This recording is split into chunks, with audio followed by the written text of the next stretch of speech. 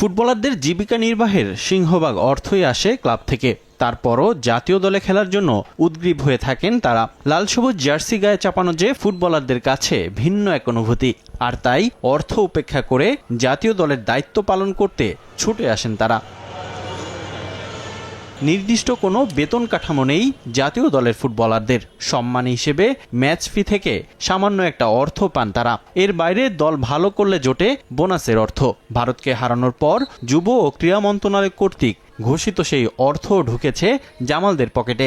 মাসখানেক পেরিয়ে গেলেও এখনও বকেয়া ম্যাচ ফি, যদিও তা নিয়ে বিব্রত নন ফুটবলাররা। আমাদের ম্যাচ ফি আসলে ন্যাশনাল টিমে এরকম হয় না, বা আমাদেরও নাই। অন্যান্য আমি যতটুকু শুনেছি, if I am not wrong, বাইরের দেশেও এরকম হয় না ম্যাচ ফি, ফুটবলে স্পেশালি। তো তারপর বিএফএ আমাদেরকে ট্রাই করে যথেষ্ট সাপোর্ট দেওয়ার জন্য। অনেক সময় মিসিং হইলে দেখা যাচ্ছে পরের ক্যাম্পে ওনারা এটা কভার করে দেয়। লাস্টে যেটা হয়েছে যে আমাদের যে বোনাস যেটা ছিল ক্রীড়া মন্ত্রণালয় থেকে যেটা দেওয়া হয়েছে, ওটা আমাদের কিছুদিন আগে বিএফএফ আমাদের হ্যান্ড ওভার করছে। সো হয়তো আমরা নেক্সট ক্যাম্পে যখন উঠবো তখন হয়তো আমরা এটা পেয়ে যাবো, পরের যে ম্যাচ ফি যেটা। ফুটবলের আন্তর্জাতিক বিরতিতে প্রতিদ্বন্দ্বিতামূলক ম্যাচ আয়োজনে নেশনস লিগ চালু করে উইফা। এশিয়ার ফুটবল উন্নয়ন ও বাণিজ্যিকরণের চিন্তাধারায় ইউরোপের মতো নেশনস লিগ আয়োজনের পরিকল্পনা করছে এএফসি, যা ইতিবাচকভাবে দেখছেন ফুটবলাররা। ইয়ারলি আমরা বেশি ম্যাচ খেলার সুযোগ পাই না, মূলত কয়েকটা টুর্নামেন্ট বা কয়েকটা ফিফা ম্যাচগুলো ছাড়া, ওয়ার্ল্ড কাপ কোয়ালিফায়ার ম্যাচগুলো ছাড়া।